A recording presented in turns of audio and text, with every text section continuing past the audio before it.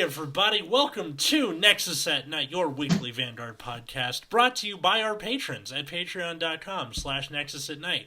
Like Darren and Cole, they're patrons, but I'm not a patron. I'm Atlas. I'm Matt. I'm Root Beer. And today we are talking about the last of the, alternate ride chains, alternate bosses in the first Overdress set. What are we calling them? Set 1. Shit. Yeah. Okay. Wait, is this all of them? We have... Hold on. We have all of the alternate play styles. We don't have all the support for the TD cards yet. Gotcha. Very cool. Yeah, so those last two from Dragon Empire and Brandt Gate. Yes. Including the thing that everyone was like, oh my god, are they going to bring Locke back? Because it looked vaguely Star-Vader-esque. They did not, by the way. Spoiler alert. Way to spoil your own... They extremely did not. stuff, yeah. They went a little, like, wacko with it. But what do we want to start with? Do we want to start with Brandt Gate or Dragon Empire? Dragon Empire, because everyone's waiting for Brandt Gate. Yeah, that's true. And Dragon Empire is, like, supremely boring. Correct. So this is the new Paladins, then? Oh, I actually think the TD's Dragon Empire stuff's kind of cool, and this stuff's kind of not. Yeah. I'm just getting, like, early Thunderstrike flashbacks. Right, of course, and not just because it's they look like desert gunners from Murakami. But aside from the starter of Double Gun of Duststorm Bart, who has the, if you rode on it, going second, draw a card. It has the starter effect. Yep. Starting with Gunning of Duststorm Nigel. It's a grade 1 auto when this unit is rode upon by Cataclysmic Bullet of Duststorm Randor, that grade 2, use Soul Charge. And then on rear, when your opponent's rear guard is retired during your main phase, you can counterblast one and retire itself, and choose one of your opponent's rear guards and retire it. That is very whatever. Yes, it is. Yes. The best part is that it Soul Charges on ride. That's actually the best part of this card. Yeah. Yeah. And then Randor, if someone wants to read that. Alright, so when this unit is rode upon by Heavy Artillery of Duststorm Eugene, draw a card, put a card from drop into Soul, and then Auto Vanguard Rearguard. When this unit attacks, your opponent has 2 or less rear guards. Counterblast 1, Soul Charge 1, and gets power plus 5,000 until end of battle. And that works on rear as well. It's the grade 2. So just riding up just gives you a card and 2 soul? Yes. Assuming you put a card in your drop zone at some point or another. Which you probably will just ride deck. Fair enough. Yeah, you get a discard to do the right deck. Alright. I love how it's these, like, crazy qualifications or, like, first half in the name, and then the guy's name itself is way nerdier, right? Gunning of Duststorm, Nigel. Cataclysmic Bullet of Duststorm, Randor. Heavy Artillery of Duststorm, Eugene. The kid from Hey Arnold that keeps getting hurt. Yeah, that's exactly what I think about. Eugene actually has an interesting. So I don't know if we'll go ahead and read Eugene. So it has some interesting stuff, and I'll talk about why I think that. So it has an act on Vanguard Circle once per turn, where you can arrest 2 rear guards to choose one of your opponent's rear guards, retire it, and this unit gets power plus 1,000. So this is actually a counterblast list retire. Which is pretty interesting, and not something we've seen up to this point, I don't think. I don't think so. And then it can follow it up with, and the reason all these cards give you a bunch of soul, so we've seen these cards give 2 soul and a card, all like just base, right? Like if you just ride up to Eugene, you get two soul and a card. Yeah. And then it has another effect. If your opponent's rearguard was retired this turn, you can Soul Blast 5. Look at the same number of cards from the top of your deck as your opponent's rearguard. Open rearguard circles. And choose any number of units from among them and call them to rearguard and put the rest into your soul. Okay. Okay. You know what? And this is a once per turn, so you can't just do it infinitely, because that'd be pretty sick. Yeah, that'd be crazy if you could be like, all right, Soul Blast 5, choose not to call any of those, put them in Soul Blast again. Yeah. I don't know how you would. It has to be when your opponent's rear guard is retired, so trying to set it up more than once is going to be cumbersome either way. Oh, no. It just says if your opponent's rear guard is retired this turn. That's a yes or no question. Yeah. So it's online once you do it once. Oh. Like 5,000 things in between, then you can activate it later. It's yeah. Okay. Yeah. So this is quite good. So the fact that this ability costs no counterblast is really, really big. And it could be up to technically a +5, I guess. Yeah, if you got an empty board and want to, But you'll get no soul back.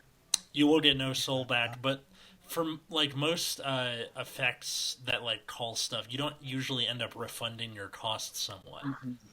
Like that's not really a thing that happens. The closest you get was like back in Gold Paladin, where it'd be like, call the guy that when you call countercharge soul charge. That's about as close as you get. So this is really the first deck we've seen with like staying power, right? Mm-hmm. Like the ability to just like lose you could lose everything and Soul Blast 5 and get a board back. Like theoretically speaking. I mean, obviously that's not how it's going to work out all the time. But like if your opponent has no board, like your opponent now like needs to call stuff in order to prevent the advantage from this.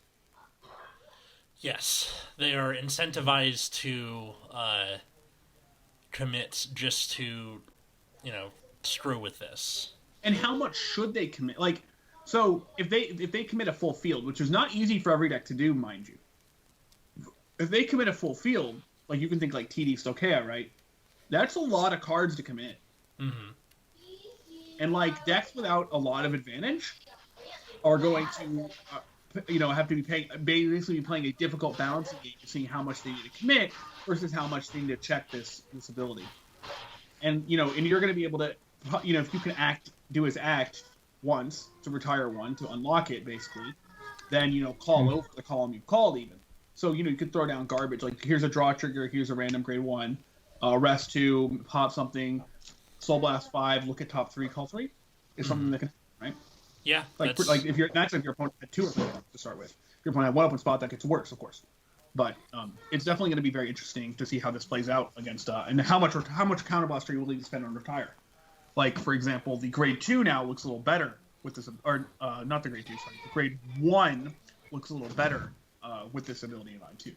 Just because your main boss monster having no counterblast means you can waste it on other stuff. That's exactly. Yeah. So I'm like kind of down on this card right now. I think the ability to call anything from your deck is really strong, but like I said, this is reminding me of early Thunderstrike, where in theory it's a good idea, but I think right now it ends up being more awkward than anything because right now we haven't seen anything from Dragon Empire that's super worth calling. So it feels like the board you're going to make right now, especially because you do have to do the rest 2 for his retire skill. You have kind of a weak board. You're not plussing quite as much because you have to replace the things you rested. Right. And then because your rear guards are all kind of weak right now, you end up having to pay a bunch of counterblast to make decent columns. Oh no, I think that's completely valid. I think a deck like this would have to play very few of the grade 3s in their deck. Mm-hmm. Basically just so they have like decent things to be calling, like behind Vanguard and elsewhere. So this might be a deck that actually is pretty low on grade 3s, I think. It's also good that this thing gets 10k off of that first effect, just because being able to hit 23 on its own means like resting the guy behind Vanguard isn't, it's not going to kill you. Right. So you always have that rest, which is pretty nice. Yeah. So you could even make plays like I'm going to rest Nigel, I'm going to rest the thing behind Vanguard, counterblast or retire something, counterblast 1, retire Nigel, retire something else. Yeah. Because Nigel triggers when an opponent's rear guard is retired. Yes. Mm-hmm. So unlike the boss, for whatever reason, It's also pretty hard to gauge there. But you could easily kind of chain that together to get multiple retires. So you're basically looking at counterblast 1, rest 1 for retire 2. Yeah, or rest 3. Sorry. Thing behind Vanguard for retire 2. Yeah, sorry. Yeah. So that means that you've unlocked a stage level kind of a 2 card activation of Eugene. Mm-hmm. Mm-hmm. With any open circle to start with, this is now a 3 card activation, which is really good for Soul Blast 5, I think. Mm-hmm. Yeah, I think it's just a matter of getting cards that are worth calling. I really think trying to hit that 3 card activation is going to be really big. And so looking for ways that help you get there are going to be, I think, going to be important. Yeah, Maybe I'm wrong. Unfortunately, well, there is the order that lets you just retire however many cards you want by paying a sunlight bunch of punishment or whatever it was. Oh, is right? that the team order? Yeah. Sorry, I need to read it again because I'm stupid. It's when you play it, it's counterblast 1 and then counterblast X and retire the same number of the opponent's stuff. So counterblast 3, kill 3, that kind of thing. Yeah. So you could actually set up a play where you go, I'm going to counterblast 2, kill 2, right? Mm-hmm. Like, let's say your opponent has a full board. You go counterblast 2, kill 2. But this is like a lot of counterblasts. This is kind of a very dedicated turn here. And then you could go rest 2, counterblast 1 with Nigel, kill 1, kill another with Nigel, and then call 4 for counterblast 3. Though that's really expensive. Yeah, I don't know. I don't know how I feel about this this particular event. And I don't even. This is the set order. Sorry, I've completely lost where this order went. I know it all kind of runs together after a certain point where we're just looking at. When was this revealed? Sunlight punishment? Sometime last week. It was when I was on my trip. I think that's why. Oh, I see it. Counterblast any number for each CB paid, retired opponent's regard. Okay. Also, suddenly that crappy promo is like looking a little better just because it says gain 10k. Yeah. Oh, which crappy promo? The one that's like, when placed on rear guard circle, if your opponent has no units in the same column, counterblast 1 gets plus 10,000. That might be easier to proc now. I'm wondering how do you guys see this in comparison to the other grade 3 for one of the other nations that involves soul blasting 5, that being Violence Bruce? I think this card is a much slower game plan than Violence Bruce is. Eugene is definitely looking to play a longer game and kind of outvalue you, where Bruce is trying to actually murder you. Yeah. In a literal sense, yes. Yeah. I think this has the potential to scale higher just because as newer broken rear guards are released, that's like better targets for you to call with him. Right. Because right now it's just stuff like, all right, when you hit, you drop and draw. All right, there's not really a lot of impact there compared to later where it's going to be like. Well, also like Bruce, everything in Final Rush just gains a bunch of power right now. Where right now you have Randor where you have to pay a counterblast to gain power, and like that crappy promo that also needs a counterblast. So it seems like this could end up being very resource heavy right now. So, and also looking for rear guards that kind of trade themselves, like in the future. Like if you have a grade 2 that's like retire, like you can pay some minor cost to retire itself to pop something, which is going to be really big too. Yeah. I'm hoping that so in general, card advantage in terms of hard pluses matters less in Vanguard than it does in something like Yu-Gi-Oh! It definitely doesn't matter much in V or G era, or in G era, right? Yeah. But I'm hoping maybe while they're starting this from the ground up that we have card advantage that maybe goes a little bit further. Later we get a card that's kill itself, pop 2, and that means something as opposed to just okay, you killed 2 things, whatever. And that kind of plussing advantage is something that Eugene can really take advantage of with his other ability. We can spend Counterblast on some, even trades because the Soul Blast could be high value. Yeah. But you need enough consistent, good, even trades to make that Soul Blast good. Let's say you had a card that said Counterblast 1, retire this and another rear guard, pop 2. So you're trading 2 of your units for 2 of your opponent's units. Yeah. This looks better in the context of Eugene than it does in, say, Nirvana, right? Yeah. Yeah. So we can look for cards like that as well. And then this also is not tied to Overdress, so you have the 2 distinct playstyle. It feels distinct enough as it did with every other nation we've seen so far.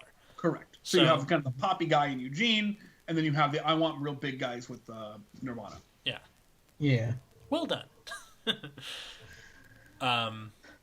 Anything else we want to say about Eugene and Pals before moving on to Brandt Gate? No, I had much more to say about Eugene than I thought I did. Yeah, me too. Yeah. I love when stuff goes on like this. Where we're just in the movies where you're all right, I'm just going to wing it and hope for the best, and then it turns out you crush it, you're like, yeah. All right, so moving on to Brandt Gate.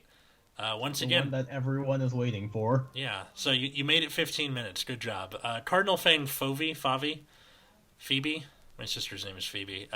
Once again, if you rode going second, draw one. Cardinal Noid Rudis. Apologies for the terrible tweet I sent out yesterday morning. Nobody even knows what you were talking about. That's the worst part. That's like a direct targeted tweet at me. Like, Matt knows what that is. Literally nobody else on the planet knows. I know what the Domino's Noid is. Nobody else does. I mean, Nobody has played Avoid the Noid. it got a couple of likes. If anyone's seen Family Guy, it was on Family Guy too. I've actually never seen that episode of Family Guy. I know the Noid from other places. Good. So Cardinal Noid Rudis is the grade 1.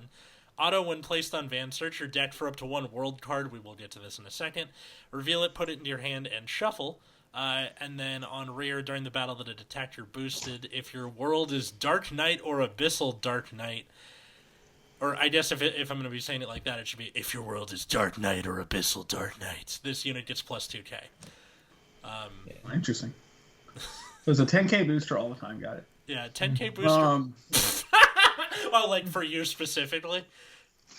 Yeah. Yeah, of course. Right. Wait. No. It would be a 10k attacker because you're never boosting with this card, ideally. Yeah. So it's just 10k. But All right. I'm pretty sure you just don't want to play this. When I was reading through these cards, I was like, wow, this deck might play one grade 1. Yeah. Actually, though. All right. So I guess I'll start with one of these. So world cards are set orders, much like the prison. So Brandt Gate is going to be the set order clan, I guess, which is pretty neat. And so you have to Soul Blast 1 to play it, firstly. Yeah. Which is also like the prison? Do you have to counterblast for a prison? I can't remember. No, prison was Soul Blast. Yeah, okay. So apparently all the set orders are Soul Blast 1, which I assume that they'll make a different one at some point or other. And this is a Howling Moonlit Night. So when it's placed in the order zone, you draw a card. Pretty neat. So it's replacing itself already. And in the order zone, if your order zone has a world card, if it has 1 card, so you can set multiple order cards in the order zone, I guess. And if you have 1, it's Dark Knight, and if you have 2 or more, it becomes Abyssal Dark Knight. So you get 1 for free. Yeah. From the grade 1. And Howling Moonlit Night is one of your options, which says draw a card when placed in the order zone, which I like. Yes. It's a good baseline for what you want to do when you waste cards on setup. You would like them to cycle. Yeah. What else we got going on? We Love also the art have on the this. other world, which is in the darkness nobody knows. So you also play it with Soul Blast 1. When it's put in the order zone, you choose one of your opponent's front row rear guards and retire it. So it's like plus in a different way, and then same order thing, or if your order zone only has world cards, 1 card becomes Dark Knight, 2 it becomes Abyssal Dark Knight. All right, so you have a draw world, and you have a retire world. Yep. Interesting. And they're like grade 2 and grade 3 respectively. Oh, I see. So the grade 2 world is kind of the early world where you just kind of want to, fix your hand or whatever, and then your grade 3 world is the I just want to deal with shit world. Got it. Yep. It only deals with front row rear guard, which is interesting. Yeah. It also doesn't do anything intrinsically aside from that. Like, the prison functions as a prison. Right. Yeah. This just changes the state of the game. Yeah. I love the art on these, though. Yeah. And then the grade 2 from this chain is Cardinal Noid Cubecia. Has an auto on Van that when you put when your world is put into your order zone, you can choose one of your units and give it 5k. So presumably you'll play the world that you got on when you ride on grade 1, and then give 5k using Cubecia to someone, right? Yeah. And then it's a rearguard effect is during your turn, if your world is Abyssal Dark Knight, it gets power plus 5. So basically, when you have when you have 2 worlds in your order zone, then it'll be a 15k attacker. Yeah. Which is pretty nice. Which becomes extra relevant when we get to our grade 3 Cardinal Deus Orfust. So, continuous Vanguard Rearguard Circle. During your turn, if your world is Dark Knight or Abyssal Dark Knight, it gets power plus 5,000, so it's an 18k attacker on its own. On rearguard turn, And on then- rearguard too. Yeah, which is really nice. And then Act Vanguard Circle. If your world is Abyssal Dark Knight, you can Counterblast 2 and call up to 3 Shadow Army tokens to Rearguard Circle. Your world changes when you play a specific order. Shadow Army has power plus 15,000 and boosts. So the Shadow tokens are all grade 1 boosters that are 15k. And they don't die at the end phase. You just have them. Yeah, you know, Yes. From then on. Yeah. Okay. So As much as I'm pretty sure you just don't play grade 1s in this deck. Yeah. As much as I like the art and as much as I like different card mechanics, this is going to be a pain in the ass to teach to people. Why? Like learning the game. I don't think so. Actually, what I really like about Overdress so far, and this might be a controversial opinion, I don't think it is, but it could be. I think a lot of people I know share this opinion with me as well. The ride deck, the existence of the ride deck has really unlocked deck building. Yeah. Like, Yes. there's no longer, like, I need to have, like, at least this many grade 1s, at least this many grade 2s. Like, that just doesn't exist anymore, because you always have it. You can have decks that have one grade 1 in it if you want it. Yeah. Because it just doesn't, it's just not important to have, you know, like 12, 14 grade 1s in your deck. Like, you're probably going to have 5 grade 1s in this deck because you're going to play PGs. Yeah. Well, especially That's it. and especially like I said a couple weeks ago about grade 1s having 5k shield, like the shield isn't tied to the deck building either. Mm-hmm. So, whatever. Right. I think there's enough reminder text all over the place that people can figure this out. Yeah. I And hope like so. a lot of other things are still pretty natural. Like pretty much you just ride and call stuff, right? Activate effect. Mhm. There you go. Mm-hmm. Like, I also think teaching people will be really easy. I think it'll just be like kind of intimidating from an like outside perspective. If someone goes, "What are you doing?" You're like, "All right, I ride." And Yu-Gi-Oh doesn't. And that game gets people that game gets people back all the time, no matter what new mechanics they do. I was gonna Yeah. say I have never insinuated at any point that Yu-Gi-Oh was simple or understandable. I still get confused about Pendulum, and I've played that game for 5 years and check in every now and again. So The secret is to just not play any decks that have pendulums in them. that's pretty much what I ended up doing. Pendulums are real bad because correct me if I'm wrong. So just make sure I understand properly. The Master Rule change that happened several years ago, they reverted it for everything except pendulums, right? Yes. Yeah. Gotcha. Yeah, the master rule being like you needed to link arrows to summon stuff. Right. So link Yeah. arrows are mostly useless now. Is that the idea? You're mostly just using link arrows for the link arrow effects. Like if this is linked with this thing, And just summon like other link monsters, because it turns out having synchro summons that don't require a tuner is just really good. Yeah, I was just really confused because I was like, well, why does this still exist? But yeah. Too much. Were there any final statements on all of the Link Joker quote unquote cards? They look like orcusts from Yu-Gi-Oh, and I like them. I do think it looks like a pretty strong deck, because this is probably the easiest deck to just hit columns on. Yeah, definitely. So I think what I find interesting about Orfust is so by itself it gets a 33k column in the center, with assuming once you activate his secondary effect. Yeah. 33 is guaranteed 3 cards, right? Or no, it's two.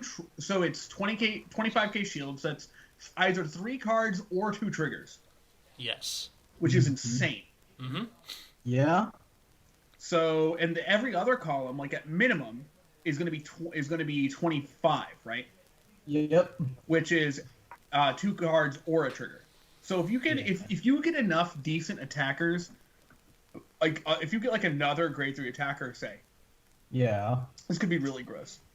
Yes. Okay. Heck, if you're going first, that's 25 into 10, so that's already guaranteed 2 cards. Mm-hmm.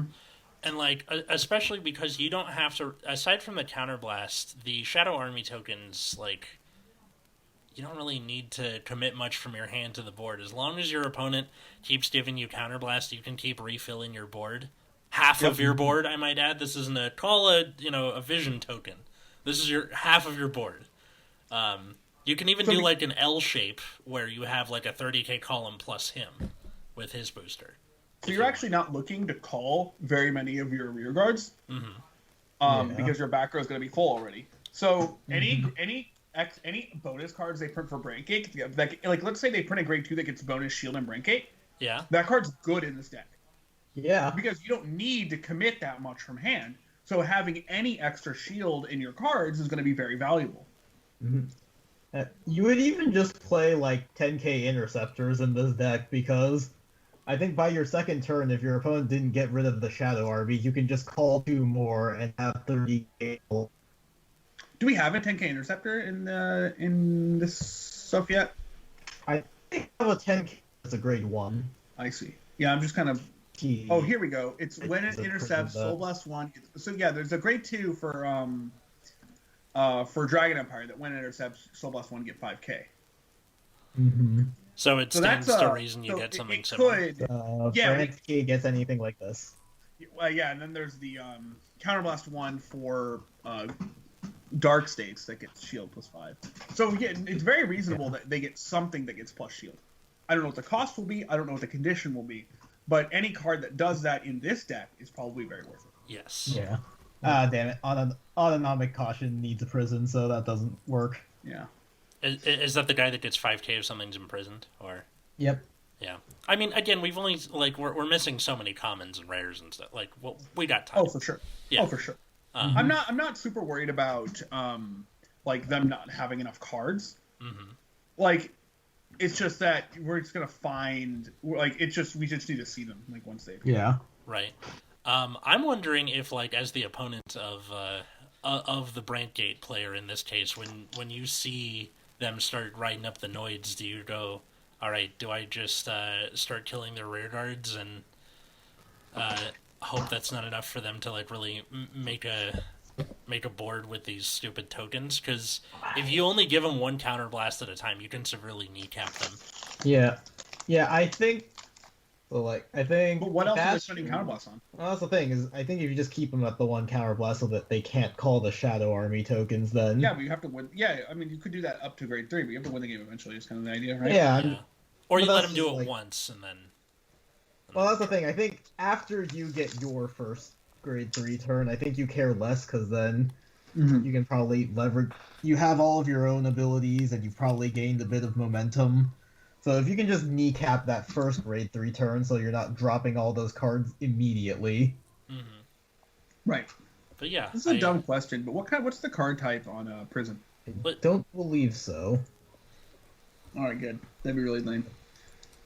I would hope not. I'm just don't know. Because can you play both? Is that? I mean, there's nothing stopping you from putting both in your deck.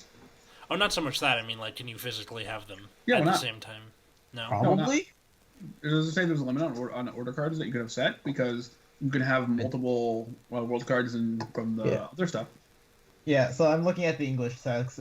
The prison says set order / prison, so I am now looking at... Oh, it's still in Japanese, but I still see the / there, so I assume that it says set order / world. Okay, cool, perfect. That's all I wanted to know. Sorry for the confusion. That is okay. It's good to clarify. Yeah, because that would have been interesting, to say the least. Yeah. So triggers, the reminder text, the stuff we thought was in effect is reminder text, meaning that for the foreseeable future anyway, triggers do not have effects in D series in Overdress. So that's fine. Yeah, I mean, we didn't have effect triggers in V, did we? Aside from drop EGs, obviously. Yeah, just drop EGs. No, that's pretty much all we have is draw PGs. I think I am a little concerned about the position of fronts right now. Like, I feel like they're not amazing, especially since a lot of the decks right now have ways of gaining power. Like, maybe Eugene will be okay with fronts because he's kind of lacking that power unless you pay a bunch of resources, but, like, Hexa Orb gives you an extra 10k when you check a trigger, so you can put the trigger power on one and 10k on the other. You effectively have a front. And I think I would rather just have the extra damage from a crit at that point. Borrow Magnus calls things with power, and he's very big on his own. We just saw Orfust, who was also quite large. Overdress is quite large. Just I think most decks make good power on their own, and then there's Magnolia, which wants back row, so front triggers don't even affect it all that much. And you have Persona Ride to give your front row 10k, so I'm not sure what the position of front is going to be now that we have all these different ways of gaining power already. Do you think that episode we did about stand triggers like 5 years ago made it so that they never made stand triggers again? What if we shot ourselves in the foot? Good. Good? Yeah, I Imagine. don't know. It seems like they've always struggled to find that fourth trigger, because, like, draws are always going to be a thing for when your deck doesn't have enough advantage. Crits let you win faster, so most decks will usually play some amount of crits. Most decks will also play heals because not losing. And also, the decks that don't play heals generally replace them with more crits. Mm-hmm. Do you think we're going to end up in a G situation where, like, because fronts are probably going to have the lowest priority in terms of triggers, that they're going to start printing a bunch of skill fronts? Maybe. Yeah. Also, do we know if the set is going to be printing any new triggers? Because otherwise, we are going to be forced to play rainbows just from the TDs. Yeah, I hope that's we do not know yet. That's what it is. I hope they give you something else so you can have like two. But I am wondering, like, because if they don't print new triggers, or they just reprint triggers from the TD, so that if you didn't necessarily buy the TDs, you can still get triggers, that would mean you're forced to play Rainbow, at least for this first set, so that would be interesting. Mm-hmm. But also, so it like teaches you how to survive under that? Yeah, but also it would just, like, reduce the prominence of critical triggers, I think. Feels like crits have always had their place in the game, and it's very, very rare that decks deviate from that. And, sometimes getting hit with a critical trigger just isn't fun. Yeah, for real. I'm wondering if there's any other, like, direction they can go into. I don't know if they necessarily want to. Like, swing him besides... Like, that is a thought I've had, is, like, what if they reduce the number of triggers, or just did something to reduce their prominence in the game, because it is, in fact, not fun. But then, at the same time, we already have cards that are manipulating triggers, so I doubt that's going to happen anytime soon. It's hard to know what else they could do with a trigger, because we have the over trigger, which is, like, kind of interesting. And I guess we do have skill triggers in that form. Mm-hmm. But, like, heals, draws, and crits are just kind of part of the game at that point. It's just, what fourth thing could they possibly do? Because we've had freestanding a rear guard. That's had minor impact until late G, when you were forced to play ones with good skills. And then, like, fronts have never been a thing except for the couple of decks that really needed it, like God Hand and Maelstrom that one time. Or, like, just losing Excel gifts, I think, really kind of ruins the front. Could, yeah. Yeah. But honestly, even in, like, when we've been playing games together, there have been several points where you hit a front trigger, like, you probably would have been in a better position if that was a critical. Are you talking about our recording session from this last weekend? Like, every not time? Not just that one, but, like, a lot of our recording sessions, whenever you hit a front trigger, it's like, boy, that would have been really bad if it was a critical. You mean really good if it was a critical? And I'm like, I don't even know how many crits he plays. I'm going to assume it's like 0. You were correct, sir. I just assumed he played 0 at some point or other, and I'm like, I've not seen one. I've not seen you guard with one. Yeah. So I was like, oh, I guess your Vanguard doesn't matter to me. Yeah, I'll take it at 4. Oh, okay, cool. I'm fine. Yeah, yeah, that was something. Although, yeah, I guess, and you're playing only Hamskays in that one, right? Yeah, I didn't want to take all the stuff. Yeah. I get you. What was great about Tachi is that I'd have to change out like 7 cards, and I'd be from standard to premium. At least when I was playing Anger Blader. Yeah. You're like, ignore G Zone, switch out 7 cards. Yeah. There you go. That's the way to do it. But now I have Gaia, so it's like more complicated than that. Do you think they're ever gonna bring back effect triggers? I hope not, but we'll see. Yeah, I feel Or if like they at do- most they might do the like put it into soul, give something a minor amount of power. Yeah, I like those ones actually. Yeah, I hope they bring those back just so you could do things like what's his name?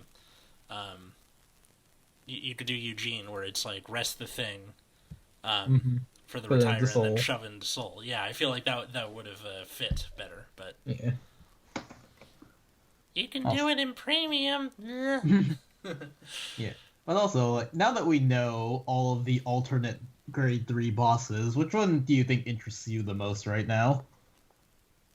I don't know. I didn't really care about Eugene this morning, but after all that talk we just had, I'm much more intrigued. All right. That's not to say he's my favorite. I'm just saying he's like most improved. If that's a Yeah.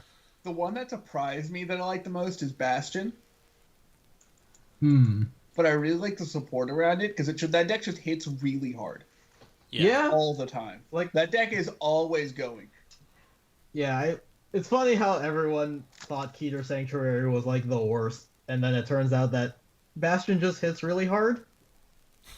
Apparently, having 3 23K columns at least is pretty good.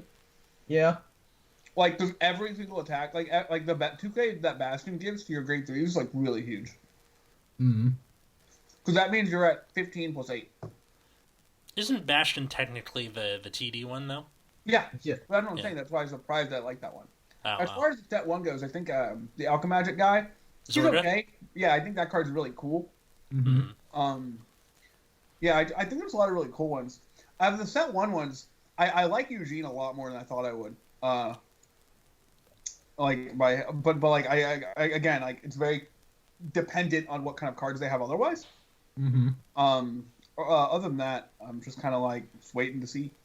But Yeah. I think I like. Man, I don't know. None of them feel like absurd to me. Hmm. They all feel just pretty good. Solid. Yeah, they're solid. Good. Yeah, but I do like I do like some of the TD bosses a lot. Yeah, too. the TD bosses are actually like super interesting. The Stoic KO one especially, I'm a huge fan of that wolf. I am very interested to see where Overdress will go, because I feel like there's a lot of design space they can use with this mechanic. Mhm. So that's something that I feel like Dragon Empire is just like, I'm gonna pick up stuff for Dragon Empire and then wait to see when they get better. I mean, Pretty much. you're the main character's clan. You'll get some Yeah. nation. Well, You'll- only if you're playing Nirvana, you're the main character, actually. That's Mhm. true. But Yeah, we'll I do think- more stuff. I gotta go with Barra Magnus as my my set guy. Yeah, that's of a really interest. cool one too. The Yeah. Dark Sun one. But 'cause it's very DI, so. DI and Pale Moon, because it's suck in board, call two things. Mhm. So No, that card's really good. That card's really good. Yeah, Borrow Magnus looks like it'll be really good. I just Of course. am unsure how it goes against Brandt Gate, prison variant. So that'll be a fun time. I am very interested to see if Hexa Orb ends up doing anything like the way Imperial Daughter was in V, but we also don't have Protect gifts anymore, so not being able to get a free PG might just make it weak enough that it's not that bad. oh, you got a good point. That is Yeah. something I didn't really consider. Was like No More Imaginary Gifts is like that was the main portion of V that everyone was paying attention to. Yep. Mm-hmm.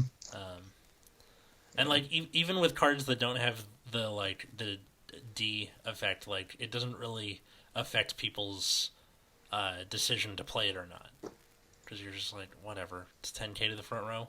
I can live Yeah. without that. Versus Alright. like a whole new rear If you guard ride the circle. same card, right? Yeah, Mm-hmm. Yeah. It's Also, like, we haven't actually seen anything that doesn't have Persona Ride yet. it just means you really. Yeah, that's true. It just means you really want to play 4 of a card. Mm-hmm. Like, you don't want to play, like, I'm going to play 2 of this grade. Like, if you play, like, 2 for grade 3, you're saying, this. I don't want to see this grade 3 in multiples any game. So that's now a very clear question. Because if you ever want to ride it, you might as well play a lot. yeah. Mm-hmm. But like that could be just your 4 and that's it. Like you were saying. Yep. Yeah. But we'll see. Because we know Keter's going to play. That deck's going to play 20 grade 3s. Yeah, And there's it really nothing to is. stop it Of from doing course. it. It's going to play, Yeah. like, a grade 2. The single grade 2. Why would you play more than one grade 2 in that deck? Yeah. Well, you could put in the OTT grade 2 to stack your deck. Sure. Other than that, but otherwise, they're just I'm gonna have grade 3s and grade 1s that boost my grade 3s. Mm-hmm. Yeah. And then orders and shit that let me draw cards. But you also have grade 3s that make your grade 3s into boosters. So you don't even need that many grade 1s too. Right. So you play lots of grade 3s. Yeah. Mm-hmm. And just I guess get aggressive because you're probably not going to be very much in the way of defense. But exactly. But turning cards sideways more than once is always fun. Mm-hmm. Yeah, like when you suck in your whole board and then call out 2 new guys. Yeah.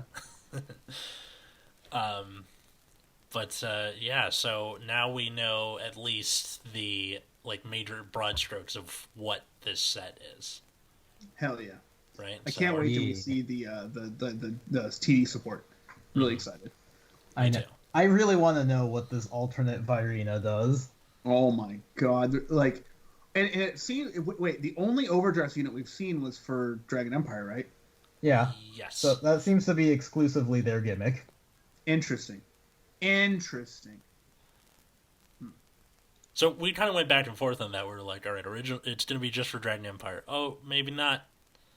And then now we're back to. So the overdress is referring to the main character specifically. Yes. Interesting. And everyone else has their own gimmick, which I assume will be a part of their backstory or something. Yeah. I hope that deals with playstyle and not with the game design of it's a rock paper scissors thing where this doesn't work against. I really hope that doesn't end up happening. Number monsters can only be defeated by other number monsters. Thank you. Like that. Although if Virina ends up being a grade 2, that would make the TD support for Dragon Empire one of the ones where there's just no grade 3 triple R. Interesting. Nothing like a cheaper deck, right?